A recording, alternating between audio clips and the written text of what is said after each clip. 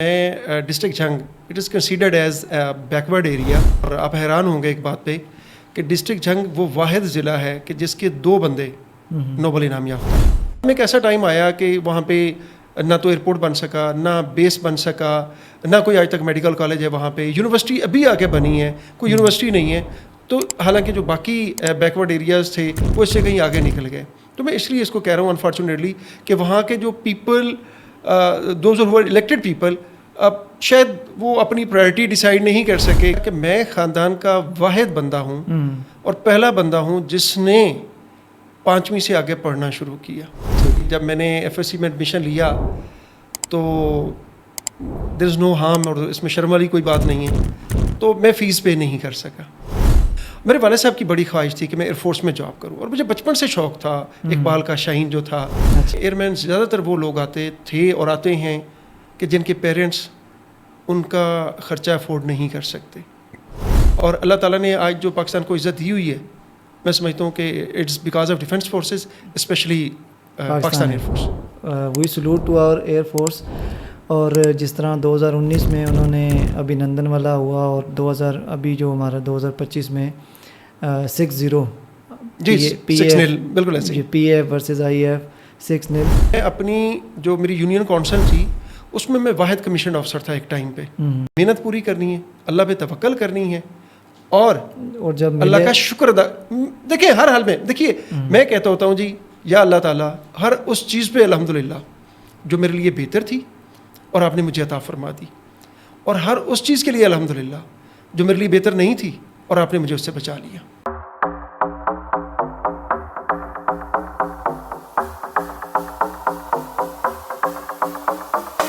بسم اللہ الرحمن الرحیم، صلی اللہ علیہ وآلہ وسلم۔ ڈیجکس پوڈ کاسٹ کی ایک نئی ایپیسوڈ کے ساتھ آپ کی خدمت میں حاضر ہیں۔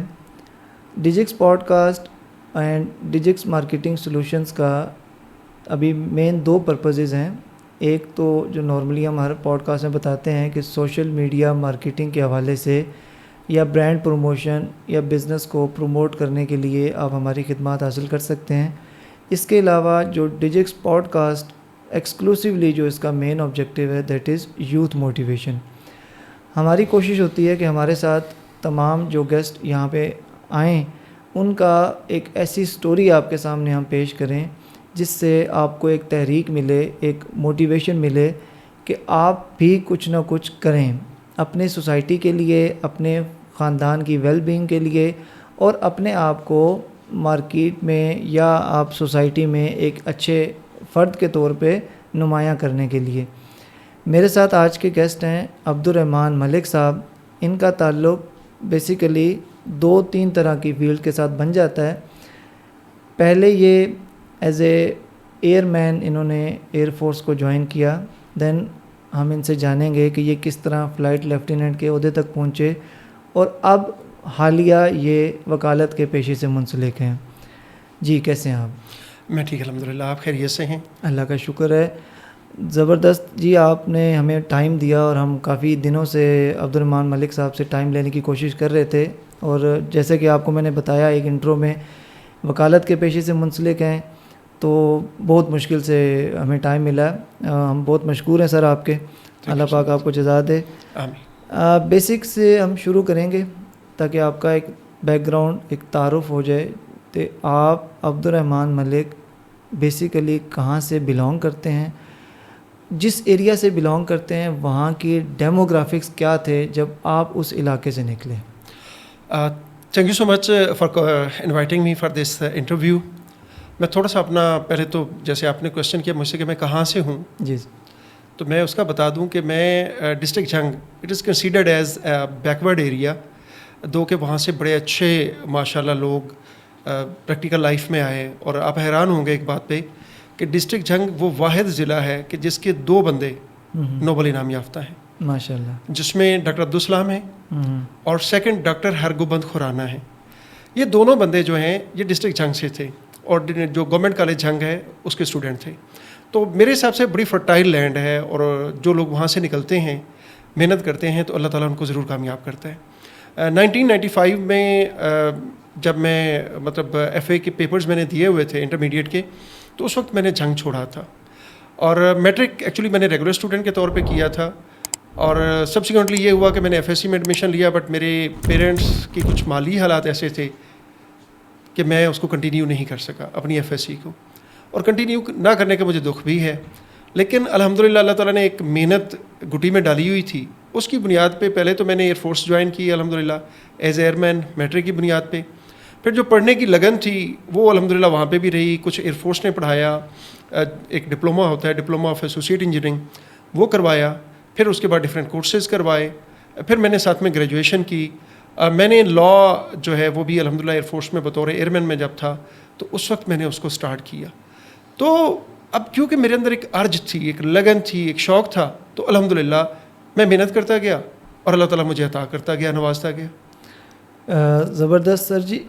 پہلے صرف مجھے اب یہ بتا دیں کہ جھنگ ایز اے ڈسٹرکٹ تو بہت بڑا ایک علاقہ ہے، خاص آپ جھنگ میں کس علاقے سے تعلق رکھتے ہیں؟ اچھا، یہ میرا جو گاؤں ہے یہ جھنگ سرگودا روڈ پہ ہے، and it is close to Chenab river. ٹھیک ہے. جو لوگ اس ایریا کو جانتے ہیں تو ان کو میں بتا دوں، ایک جگہ ہے چونڈ بھروانہ. یہ ایک گیٹ وے ہے بہت سارے گاؤں کے لیے. ایک بہت مشہور گاؤں ہے شاہ جیونہ، جہاں سے مخدوم فیصل صالحات، سید عابدہ حسین، سید افتخار علی بخاری، سید ذوالفقار علی بخاری، یہ بڑے نام ہیں، سیدہ سغرا امام. تو یہ وہاں سے تو ہمارے گاؤں سے کوئی 12-13 کلومیٹر ہے. تو میں چونڈ بھروانہ کا ہوں بیسیکلی، اور بڑی فرٹائل لینڈ ہے ماشاءاللہ، وہ بھی بڑے اچھے اچھے لوگ ماشاءاللہ وہاں سے.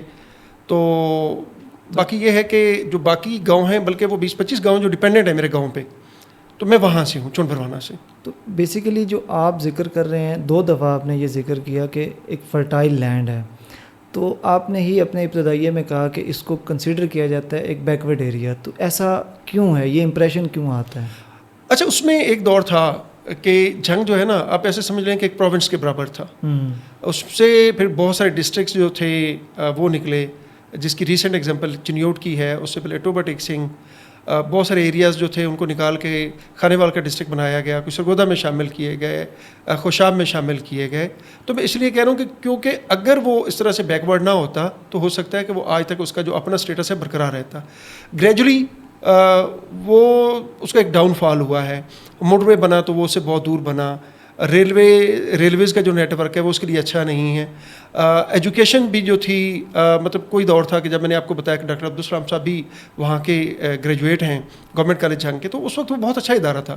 بٹ بعد میں ایک ایسا ٹائم آیا کہ وہاں پہ نہ تو ایئرپورٹ بن سکا، نہ بیس بن سکا، نہ کوئی آج تک میڈیکل کالج ہے وہاں پہ. یونیورسٹی ابھی آ کے بنی ہے، کوئی یونیورسٹی نہیں ہے. تو حالانکہ جو باقی بیکورڈ ایریاز تھے وہ اس سے کہیں آگے نکل گئے. تو میں اس لیے اس کو کہہ رہا ہوں انفارچونیٹلی کہ وہاں کے جو people, those who are elected people, اب شاید وہ اپنی پرائرٹی ڈیسائیڈ نہیں کر سکے کہ انہوں نے اس کو کہاں پہ لے کے جانا ہے، کیونکہ وہ بڑے لوگ تھے. مطلب تو میرا خیال ہے کہ اس وجہ سے شاید وہ جس طریقے سے پراسپیرٹی آنی چاہیے تھی وہ نہیں آ سکی. مطلب جس لیول کی آپ کہتے ہیں کہ وہاں پہ خوشحالی کا ایک دور ہونا چاہیے تھا، وہ ابھی وہاں پہ ڈیو ٹو نیگلیجنسی نہیں آ سکا. جی انفارچونیٹلی ایسا ہی ہے. میں نے آپ کو بتایا کہ موٹر وے جو ہے وہ کوئی 17-18 کلومیٹر دور ہے اور ہمیں بہت زیادہ مشکل ہوتی ہے. یقین جانے کہ جب ہم نے یہاں سے جانا ہوتا ہے تو بیرا سے لے کے ٹوبا تک لنکس موجود ہیں جنگ جانے کے لیے، لیکن ڈائریکٹ کوئی نہیں ہے. پچھلے دنوں گورنمنٹ نے پلان کیا تھا کہ کوٹ مومنٹ سے جنگ تک ایک موٹر وے بنایا جائے، بٹ میرا خیال ہے کہ شاید وہ ایک انیشیل سروے کے بعد جو ہے پری کوالیفیکیشن آف ٹینڈرز بھی ہو گئی، بٹ وہ کام نہیں ہو سکا. اچھا، انٹرویو سے پہلے ہماری جو ڈسکشن ہو رہی تھی اس میں آپ نے ذکر کیا کہ ایک وقت میں جب آپ چونڈ بھروانہ سے تعلیم حاصل کر رہے تھے، ابتدائی تعلیم، وہاں 5ویں کے بعد تعلیم کا کوئی کانسیپٹ نہیں تھا. تو یہ کیسے ممکن ہوا کہ اس علاقے سے ایک بندہ ایف ایس سی تک پہنچ گیا اور ایف ایس سی کے بعد وہ ایئر مین میں، پاکستان ایئر فورس میں ایز اے ایئر مین بھی جوائن کر گیا؟ اچھا، میں تھوڑا سا نا اس کو کریکٹ اور کلیریفائی کرتا ہوں. میرا جو کہنے کا مقصد تھا وہ یہ تھا کہ میں خاندان کا واحد بندہ ہوں اور پہلا بندہ ہوں جس نے 5ویں سے آگے پڑھنا شروع کیا. ٹھیک. میرے ننیال اور ددیال میں میرے سے پہلے کوئی ایسا بندہ نہیں تھا جس نے 6 جماعتیں پاس کی ہوں. ٹھیک. ایک میرے ماموں تھے، ایک میرے تایا تھے، وہ تھے. میرے کزنز میں کوئی نہیں تھا. بٹ الحمدللہ اللہ کی مدد کے ساتھ میں نے پڑھنا شروع کیا. میٹرک تک میں گاؤں میں ہی پڑھتا رہا. میرے گاؤں میں مطلب میٹرک تک اسکول تھا، بٹ اس کا معیار کیونکہ اچھا نہیں تھا، تو میٹرک میں جا کے جب میں تقریباً ہاف سلیبس پڑھ چکا تھا تو 10th میں تو میں پھر جنگ میں ایک گورنمنٹ کا اسکول ہے جس کو آدیوال بھی کہتے ہیں اور کالج روڈ بھی کہتے ہیں اسکول کو, تو میں اس میں جا کے ایڈمٹ ہوا اور اس میں الحمدللہ میں نے وہاں سے میٹرک کیا. تو یہ ہے کہ کیونکہ وہاں پہ گاؤں میں آج بھی میں سمجھتا ہوں کہ ایک جو معیار ہونا چاہیے وہ گاؤں میں آج بھی نہیں ہے, اس لیے وہاں پہ بہت سارے بچے جو ہیں وہ شہر جاتے ہیں, جو کہ شہر میں آنا جانا ان کو بہت زیادہ مشکل ہے, فار دا ریزن کہ بہت زیادہ رش ہوتا ہے اور اللہ معاف کرے بہت زیادہ ایکسیڈنٹس ہوتے ہیں, بہت زیادہ ڈیتھس بھی ہوتی ہیں. بلکہ اگر میرا یہ انٹرویو جو بھی ہمارے ریپرزینٹیٹیوز ہیں اگر وہ سنیں تو میں ان سے ضرور ریکویسٹ کروں گا کہ اٹس ہارڈلی 15 کلومیٹرز روڈ, اس کو اگر ون وے کر دیا جائے تو ہم جو بہت ساری لائیوز وہاں پہ لوگوں کی اکثر کھو رہے ہوتے ہیں, ہم انشاءاللہ اس سے بچ جائیں گے. اچھا, ویسے میرا بہت زیادہ آنا جانا تو نہیں ہوا جنگ میں, لیکن جب کبھی بھی چکر لگا اس ایریا سے گزر کے آگے جانے کا, روڈ انفراسٹرکچر کافی مطلب خراب حالت میں ہوتا ہے. ایسا ہے ایگزیکٹلی, یا اس میں کسی جگہ پہ جو فار ایریاز ہیں وہاں پہ خرابی ہے, یا آل اوور جنگ سٹی یہ سارے ایشوز فال کرتے ہیں؟ جی بالکل آپ صحیح کہہ رہے ہیں, وہاں پہ روڈ انفراسٹرکچر جو ہے وہ اتنا اچھا نہیں ہے, ایون آج بھی نہیں ہے. میں کریڈٹ دوں گا اپنے جو انٹیریئر منسٹر ہیں محسن نقوی صاحب, he made lot of efforts, انہوں نے جنگ کو کافی امپروو کیا, اور میں سمجھتا ہوں کہ کمپیریٹیولی اگر ہم کمپیئر کریں پولیٹیشین سے تو ان سے کہیں زیادہ انہوں نے کنٹریبیوٹ کیا ہے جنگ کے لیے.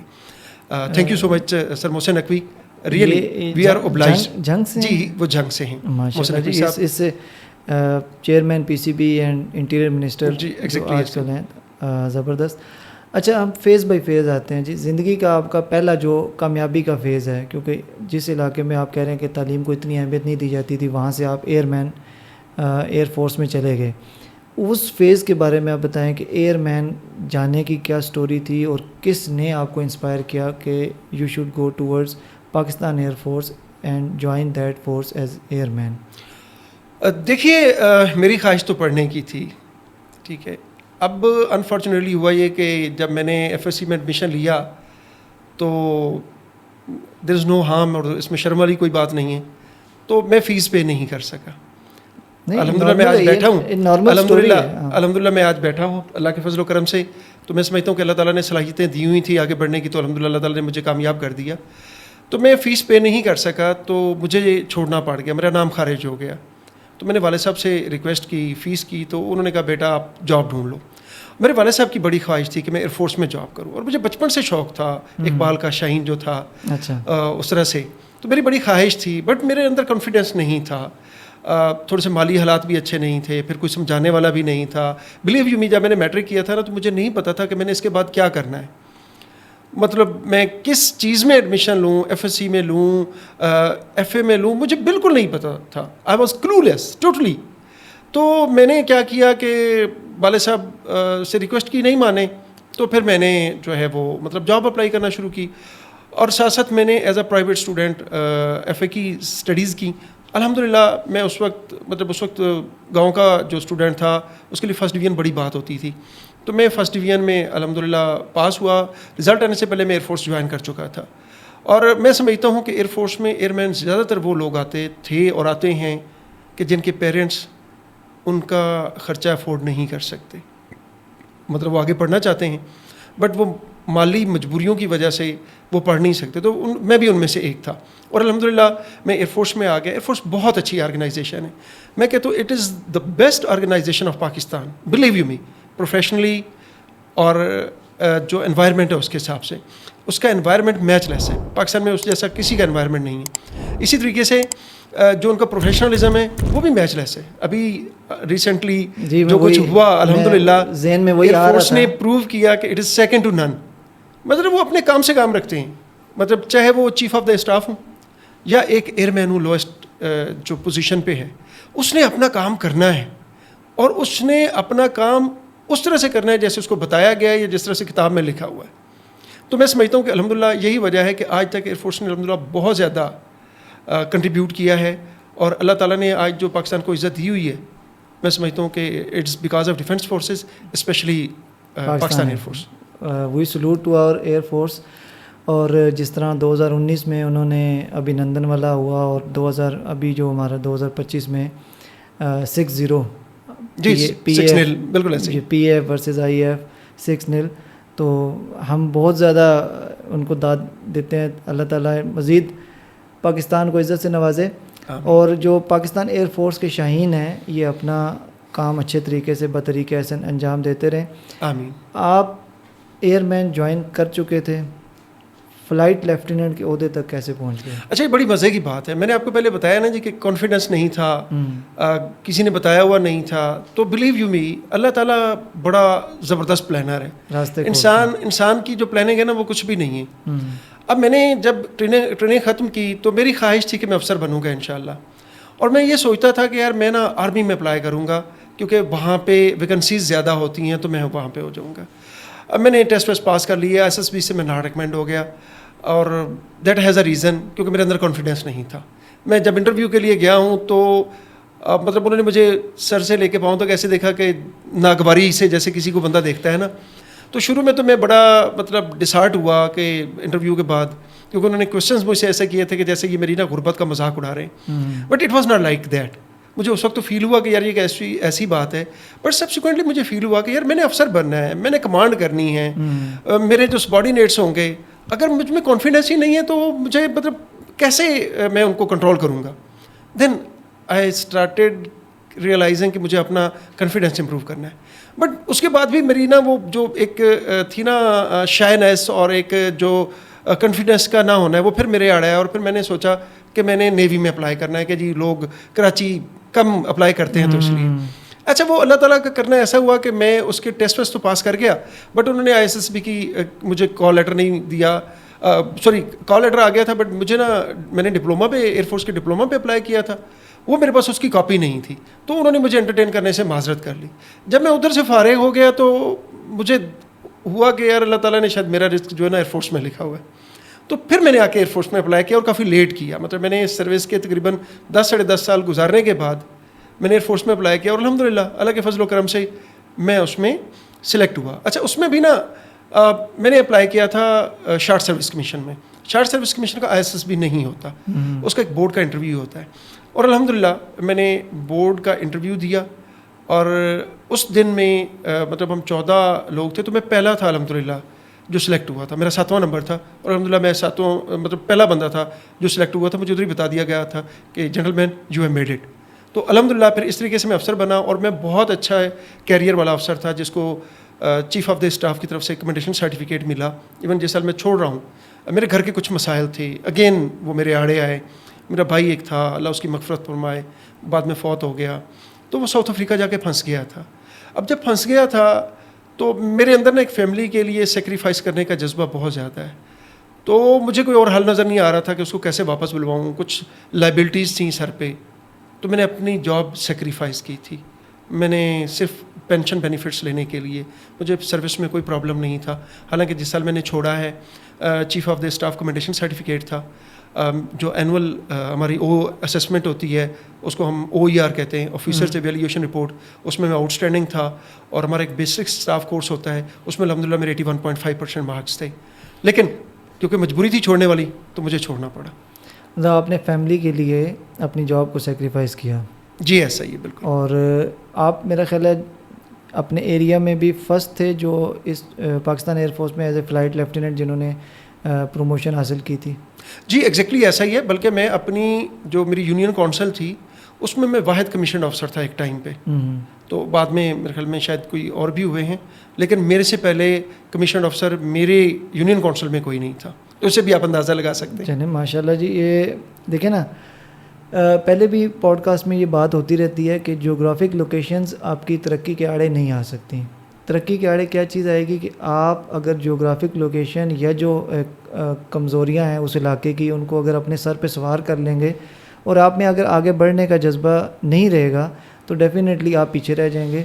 جیسے بار بار عبد الرحمن ملک صاحب اس چیز کا ذکر کر رہے ہیں کہ ان کے اندر یہ چیز کوٹ کوٹ کے بھری ہوئی تھی, محنت کا ایک جذبہ تھا اور آگے بڑھنے کا ایک ان کو شوق تھا. جب چیز اندر سے بلڈ ہوتی ہے نا تو وہ کہیں نہ کہیں انسان منزل پہ پہنچ جاتا ہے. ایسا ہی ہے سر؟ جی بالکل ایسا ہی. اگر انسان ایک چیز کا رونا روتے رہے کہ میرے علاقے کی بدحالی ہے, خوشحالی نہیں ہے, مشکل معاملات ہیں, یہاں توجہ کوئی نہیں دیتا, تو میرا نہیں خیال ہے کہ جیوگرافک لوکیشن اور یہ چیزیں آپ کے آڑے آ سکتی ہیں. میں آپ کو ایک بات بتاتا ہوں جی. الحمدللہ مطلب میں نے کافی کچھ گین کیا, اور گین کرنے کے بعد لوز بھی کیا.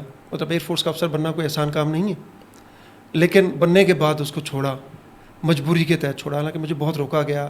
میرے باس جو تھے, اللہ ان کو خوش رکھے, انہوں نے بڑے بھائی کی طرح مجھے بہت سمجھانے کی کوشش کی, بٹ میں نے ان کو بتایا کہ میری یہ فیملی کی مجبوریاں ہیں. لیکن اس کے باوجود آپ مطلب جب آپ یہ انٹرویو میرا اپلوڈ کریں گے, لوگ کمنٹس بھی کریں گے, شاید کوئی ایک بندہ بھی نہیں ہوگا جو یہ کہے کہ میں نے کبھی ناشکری کی ہو, میں نے کہا ہو کہ یہ کیا ہوا میرے ساتھ.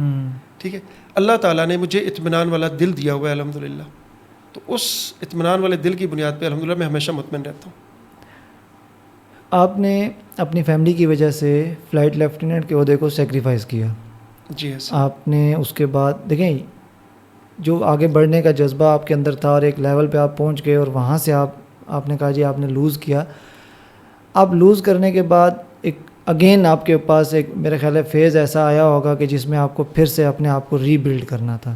تو آپ نے ری بلڈ کیا ٹورڈز ایڈوکیٹ, آپ جو لاء کی ایجوکیشن کی طرف چلے گئے, یا ڈیورنگ آپ سروس آپ لاء کی تعلیم حاصل کر رہے تھے. تو فلائٹ لیفٹیننٹ کے عہدے سے ایڈوکیٹ کا جو آپ کے پاس رینک آیا, ایک سول رینک آیا, تو وہ کیسا ایک سفر رہا آپ کا, وہ اس کی ذرا ہمیں بتائیے گا کہ کیا تحریک تھی آپ کے پاس. اچھا, یہ ایک بڑا مشکل کام تھا. ایئر فورس آفیسر جو ہوتا ہے نا, اس کی بڑی صاف ستھری سی لائف ہوتی ہے, 2 + 2 4 والا ہوتا ہے. اور جب میں نے جاب چھوڑی تو مطلب مجبوری کے تحت چھوڑی تھی, لیکن مجھے ایک چیز کا یقین تھا کہ کیونکہ میں ایک نیک مقصد کے تحت چھوڑ رہا ہوں, اپنی فیملی کو جو ہے فیملی اس کو ریسکیو کرنے کے لیے چھوڑ رہا ہوں, تو مجھے یہ یقین ضرور تھا کہ اللہ تعالیٰ مجھے کامیاب کریں گے. اچھا, میں نے جب جاب چھوڑی تو میں نے ایک خواہش کا اظہار کیا کہ میں نے انشاءاللہ رزق حلال کمانا ہے ہمیشہ. زبردست. اچھا, اس میں مطلب ایون میرے گھر والے بھی مجھے دیکھتے تھے کہ یار یہ کیا کہہ رہا ہے, اور مجھے بڑی مشکل ہوئی, بڑی پریشانی ہوئی. تو میری ایک کلاس فیلو تھیں, آئی ڈونٹ نو وہ کہاں پہ ہوں گی, میں ان سے نا بڑی گائیڈنس لیتا تھا, ان سے ڈسکس کر لیتا تھا. افضال خالدہ حیات ان کا نام ہے. تو میں نے ان کو فون کیا کہ میں تو بڑا پریشان ہوں, یہاں تو کوئی چیز سی تھی ہے ہی نہیں, وکالت کے معاملات میں تو میں کیا کروں. مطلب میں بہت زیادہ ڈسٹرب ہو گیا شروع میں جا کے, اس لیے کبھی وکالت کی, کبھی جاب کر لی, جاب سے تنگ آیا کیونکہ ایکسپلائٹیشن کرتے ہیں لوگ, تو وکالت شروع کر لی, وکالت میں جو ہے حالات دیکھے تو پھر جاب کر لی. تو یہ 2.5 سال میں ایسے ہی کر کے کرتا رہا, یہ پنگ پونگ چلتا رہا. جی. تو میں نے نا جی ان کو فون کیا, تو انہوں نے مجھے نا ایک بڑی اچھی بات کی. مجھے کہتے ہیں عبدالرحمٰن, آپ کی مثال اس بندے جیسی ہے کہ جو گارمنٹس لینے کے لیے کسی بڑی اچھی برانڈ کی شاپ پہ جائے, وہاں جا کے اپنے لیے گارمنٹس پسند کرے, اور اس کے بعد وہ لنڈا بازار چلا جائے, اور اس کی خواہش ہو کہ جو کچھ وہ وہاں پہ دیکھ کے آیا ہے اس کو یہاں مل جائے. تو اس نے کہا کہ آپ کو نا اپنی پرسنالٹی کو توڑنا پڑے گا اور ایک نیا عبدالرحمٰن بنانا پڑے گا, تب وہ جا کے اس ماحول میں ایڈجسٹ ہو. آپ کو لیول ڈاؤن کرنا پڑے گا. جی, مطلب دیکھیں وہ مطلب بہت ساری چیزیں تھیں, مطلب ایتھیکل ویلیوز کے حساب سے, مطلب لائرس کی بھی بڑی اچھی ایتھیکل ویلیوز ہوتی ہیں, یہ نہیں ہے, بٹ وہ ایک ڈفرینٹ قسم کا. بلکہ ایک دوست تھے, انہوں نے مجھے کہا کہ آپ پہلے کہاں رہے ہیں, میں نے کہا جی ایئر فورس میں. کہتے ہیں آپ پاکستان میں ہی نہیں رہے اس سے پہلے. ٹھیک ہے, کیونکہ ڈفرینٹ قسم کا انوائرمنٹ ہے, تو مجھے مشکل ہوئی. لیکن الحمدللہ پھر میں سمجھتا ہوں کہ اللہ تعالیٰ نے کرم کیا, دوبارہ ایئر فورس نے مجھے سہارا دیا. میں فضائی ہاؤسنگ اسکیم ترنول کے پروجیکٹ انچارج کے طور پہ 30 دسمبر 2013 کو آیا. میں نے الحمدللہ وہاں پہ بڑا اچھا کام کیا, اس ہاؤسنگ سوسائٹی کو میں نے چلانا شروع کیا, اور میں اپنی وکالت کے ساتھ یہ معاملات کرتا تھا. مطلب وکالت بھی دیکھتا تھا جس میں فضائی ہاؤسنگ اسکیم راولپنڈی کے کیسز, فضائی ہاؤسنگ اسکیم سرگودا کے کیسز, فضائی ہاؤسنگ اسکیم ترنول کے کیسز, یہ میں دیکھتا تھا. اور ساتھ میں فضائیہ ہاؤسنگ اسکیم ترنول کے افیئرس کو بھی دیکھتا تھا. اس کو میں نے چلانا شروع کیا. فیب 2016 تک میں اسے چلاتا رہا. پھر اس کے بعد ایک کانٹریکٹ سائن ہوا فضائی ہاؤسنگ اسکیم کامرا کا, جس کو آج کل نیشنل ایروسپیس سٹی کامرا کہتے ہیں. تو میں اس کے پروجیکٹ انچارج کے طور پہ چلا گیا, اور انیشلی تقریباً 5,500 کنال لینڈ الحمدللہ پوری ایمانداری سے اس میں نے ٹرانسفر کروائی. میں نے مور دین 2 بلین کے فائنانسز جو تھے وہ الحمدللہ میں نے بنا کے بھیجے. فائنانس کا بھی کام میں خود کرتا تھا, رجسٹریز بھی جا کے خود تیار کرواتا تھا, جو ویریفیکیشن تھی لینڈ کی وہ بھی میں خود کرتا تھا, پروجیکٹ کی مینجمنٹ بھی میں خود کرتا تھا. ڈسٹرکٹ لیول پہ میں اکیلا ہی بندہ تھا جو جا کے ڈی سی سے مل رہا ہوں, اے سی سے مل رہا ہوں, سروس سینٹر انچارجز ہیں ان لوگوں سے مل رہا ہوں. تو الحمدللہ میری لرننگ بہت ہوئی, اور میں نے سنگل ہینڈیڈلی اس پروجیکٹ کو اس طریقے سے کیا کہ الحمدللہ آج وہ کامیاب پروجیکٹ ہے. وہاں پہ ڈیولپمنٹ کا کام 70-80% ہو چکا ہے. بیسیکلی آپ کے جو وکالت کے پہلے 2 کلائنٹ ہیں, یا جو پہلا کلائنٹ ہے مین, وہ آپ کا فضائیہ ہاؤسنگ سوسائٹی ہے. جی ایگزیکٹلی ایسا ہی ہے. اور الحمدللہ جو میں نے لینڈ ٹرانسفر کروائی, جو میں نے وہاں پہ سیکھا, اس سے میری وکالت چلائی. تو آپ بتا رہے تھے کہ آپ کا جو ڈفرینس ہے, مطلب ایئر فورس کے اندر اور ایئر فورس سے باہر جو وکالت کی زندگی ہے, دونوں میں بڑا فرق تھا. تو اس کو آپ کیسے سم اپ کریں گے کہ ایک طرف بڑی آرگنائز قسم کی فورس ہے, بڑا ان اینڈ آؤٹ, اور 2+2 والی آپ نے کہا, black is black, white is white, اور ایک طرف آپ کے پاس ایک بڑی وہ آپ کہہ رہے ہیں اے سی سے بھی مل رہے ہیں, ڈی سی سے بھی مل رہے ہیں, پروجیکٹ انچارج سے بھی مل رہے ہیں, رجسٹریز بھی کروا رہے ہیں. تو ان دونوں لائفس میں کیسا آپ کو ڈفرینس نظر آیا؟ اب میں آپ کو بتاتا ہوں جی. مزے کی بات یہ ہے کہ کیونکہ محنت اور ایمانداری ایئر فورس نے گھٹی میں ڈال دی تھی, پیرنٹس نے بھی ڈالی تھی. الحمدللہ ہمارے والد صاحب نے بھی پوری زندگی یہ کیا کہ وہ سیکریفائس کرتے تھے, اپنی فیملی کے لیے سیکریفائس کرتے تھے. میں نے بھی الحمدللہ وہی سیکھا. تو کامرا جب میں گیا ہوں تو وہاں پہ مجھے زیادہ اچھے طریقے سے کام کرنے کا موقع ملا. میں نے وہاں پہ رہ کے اس کو سیکھا.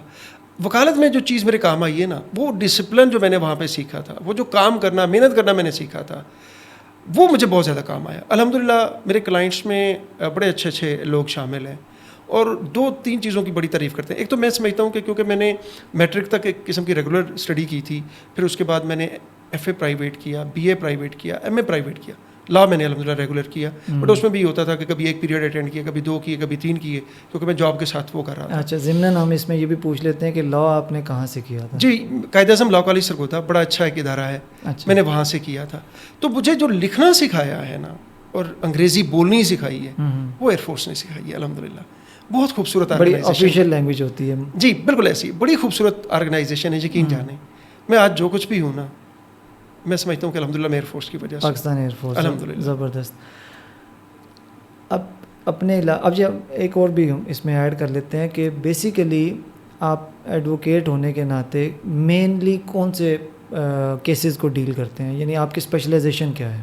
اچھا بیسیکلی تو میں سول لائر ہوں, مطلب جو سول لیٹیگیشن ہوتی ہے اس کے ساتھ میں ڈیل کرتا ہوں, جس کو دیوانی کیسز بھی کہتے ہیں. لیکن کیونکہ میں الحمدللہ 2 ہاؤسنگ پروجیکٹس کا انچارج رہا, اور مطلب 5 سال سے زیادہ میں نے الحمدللہ کام کیا, تو میں نے وہاں پہ جو لینڈ کے معاملات سیکھے, ان کی بنیاد پہ میں آج کل ریئل اسٹیٹ اور لینڈ ریونیو میٹرز جو ہے نا جی, وہ اللہ نے ایسی مدد کی ہوئی ہے کہ مجھے الحمدللہ ان پہ کسی حد تک عبور حاصل ہے.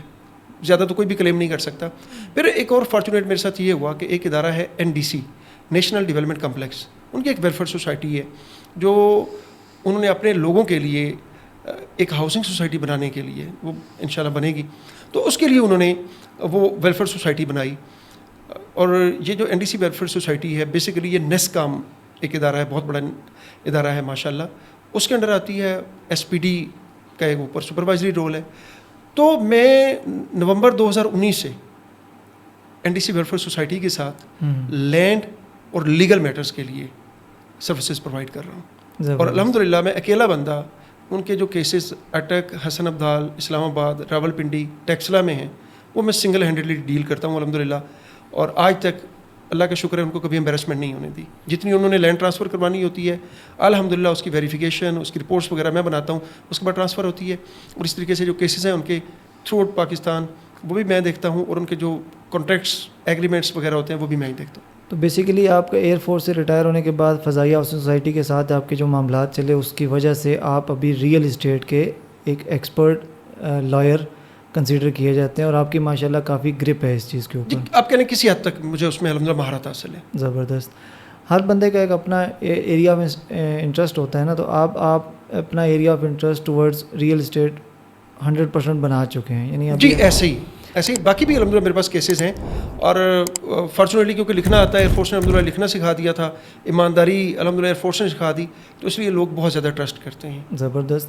تو ابھی آپ کے ماشاءاللہ آفیسز راولپنڈی میں ہے, اسلام آباد میں ہے, ٹیکسلا میں ہے, کہاں پہ ہے آپ کا آفس؟ میرے 2 آفسز ہیں, ایک اسلام آباد G11-2 میں ہے, اور ریسنٹلی میں نے ایک آفس بنایا ہے ٹیکسلا میں, جس کی 2 ہفتے پہلے انوگریشن ایکس فارمر جو فیڈرل منسٹر ہیں غلام سرور خان صاحب, انہوں نے کی تھی. ان کے ساتھ ان کے بیٹے جو ہیں منصور حیات خان صاحب, وہ تھے, اور ملک عظمت میں موسیٰ PP13 سے ان کے ساتھ کینڈیڈیٹ تھے، وہ تھے. تو یہ اللہ تعالیٰ نے مجھے دوست بڑے اچھے دیے ہیں. خاص طور پہ ملک عظمت صاحب کا میں شکریہ ادا کرتا ہوں. میں سمجھتا ہوں کہ اگر میں اس ایریا میں آج ہوں تو ان کو بڑا کریڈٹ جاتا ہے ملک عظمت صاحب کو.